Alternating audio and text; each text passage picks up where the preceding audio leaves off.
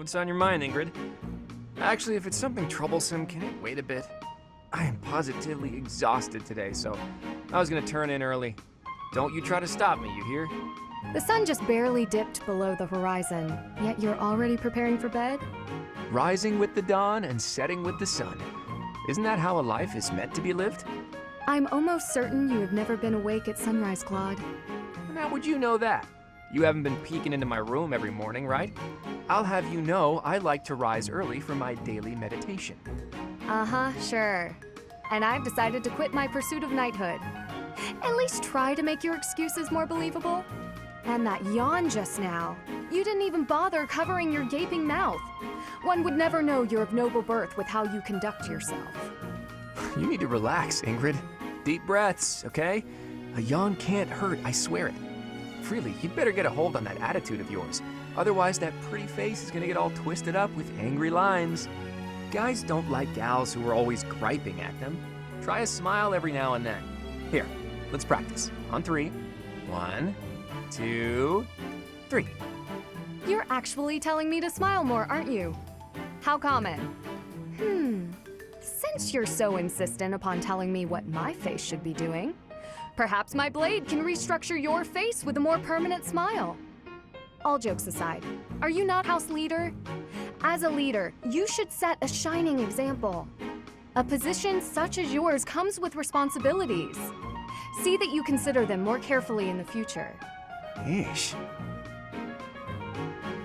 And just how long do you plan on lounging about yawning like a slob?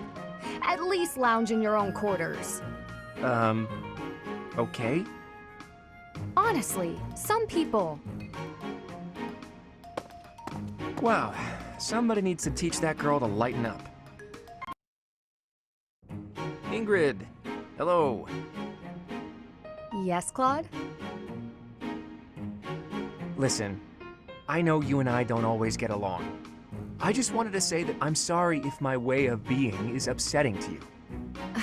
If anyone should be making apologies, it's probably me. I've been overly harsh toward you on more than one occasion. I am close friends with someone who has caused me no end of trouble since we were very young. You remind me a bit of him, and I think I've projected my annoyances at him onto you, at times. Huh. Am I really that similar to this friend of yours? Not in every regard, no. You certainly seem to treat those of the opposite gender with quite a bit more respect, for one thing. Well now, I'll take that as a compliment. You also speak to me in a much more amicable manner than my dear friend ever does. Okay, I have to ask you something, but only if you promise not to show me your angry lines again.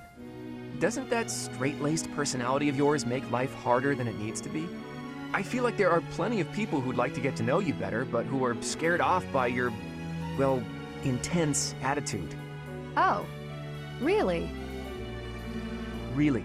I'd say that especially applies to most of the folks you go around giving lectures to. We're all friends here, Ingrid.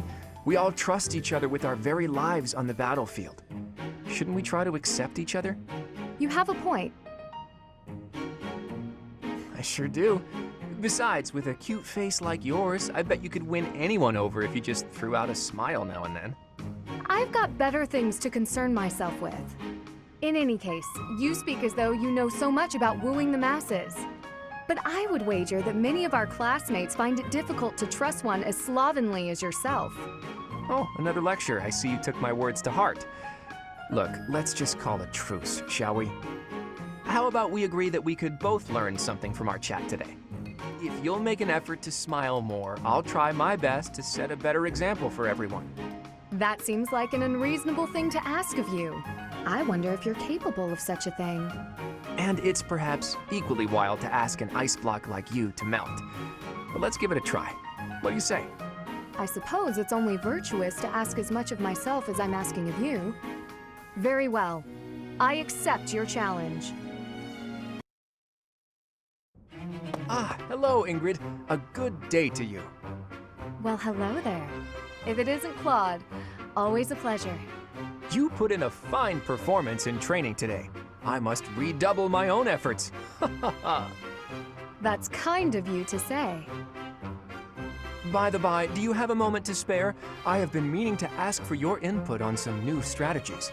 Oh, goodness. Only if you think someone as lowly as myself might be of service. But of course, I value your skills more highly than most any other. Oh, goodness. Okay, time out. Listen, Ingrid, do you really have to say "oh goodness" every couple of seconds? What do you expect? Speaking to me as you were, I only responded in kind. What? Do I sound that strange? I thought I was acting earnest and industrious. I mean, yes, you do. You sound nothing short of ridiculous. Sheesh. Have you looked in a mirror lately? You're the one who's been walking around like Queen uptight. Excuse me? I'll admit it was a bit forced, but it certainly doesn't warrant such a title. Look, this was fresh and fun for a while, but maybe it's time we called it quits. Acting like this isn't us. We're just going to make everyone think we've gone mad. I agree. I must say, I have an easier time getting on with you when you're you, in all your you-ness. Come to think of it, you've always been more reliable than most anyone I know, when it really mattered. Well, thanks for saying that. I think I liked you better when you were a bit pricklier too. I've gone so long without hearing one of your lectures, I'm almost starting to miss them. I'm sure I can remedy that for you. I didn't mean you need to go all out or anything. A little restraint would still be nice. My lectures, as you call them, only persist as long as is necessary. Oh, I think I'm coming down with a stomach ache. We'll talk later, okay? Okay, see ya. You honestly expect me to believe that? Come back here, Claude. Hi, Ingrid. That was a great training session today, wasn't it? It was indeed, Claude. It's so nice to see you. Things have been pretty busy lately, though. I hope you're taking the time to rest whenever you have the chance. I thank you for the concern. You are ever so kind. I've finally got a free day tomorrow, so I was planning to sleep through the morning and laze around all day. That sounds so lovely. Perhaps I should do the same. Ingrid, will you just stop it already? You still doing that shtick? Whatever do you mean? Are you feeling all right? You're acting so demure. It's kind of creeping me out. Ugh, you can't be serious. I always knew you were a layabout, but I see now you're also an insensitive nitwit, too. If I lecture you, you complain. If I act pleasant, you also complain. Ah, you switched back! Please, tell me how to behave. At least if you're commandeering my behavior, I'll get less of an earful of your complaints. Have you ever even once considered thinking before you speak? And you wonder why people so rarely trust you. Ah, right. I'm sorry. I guess that was kind of insensitive. Wow, quite the apology. Sounds a lot like one of your myriad excuses. Do you really expect empty apologies to help you get your way? I'm suddenly feeling dizzy. Oh, so dizzy. We'll have to talk about this later. There you go again, you and your excuses.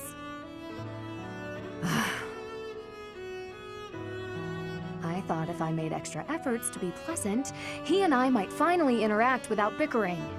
I just don't know what the best approach is with him. There is no best approach. Were you listening to everything I just said? Ugh, I thought you'd run off. I told you before, didn't I? You're better off as your normal, prickly self. I don't mind getting lectured by you, so keep on doing that from time to time, okay? Just maybe not all of the time. Anyway, oh, the dizziness. Bye.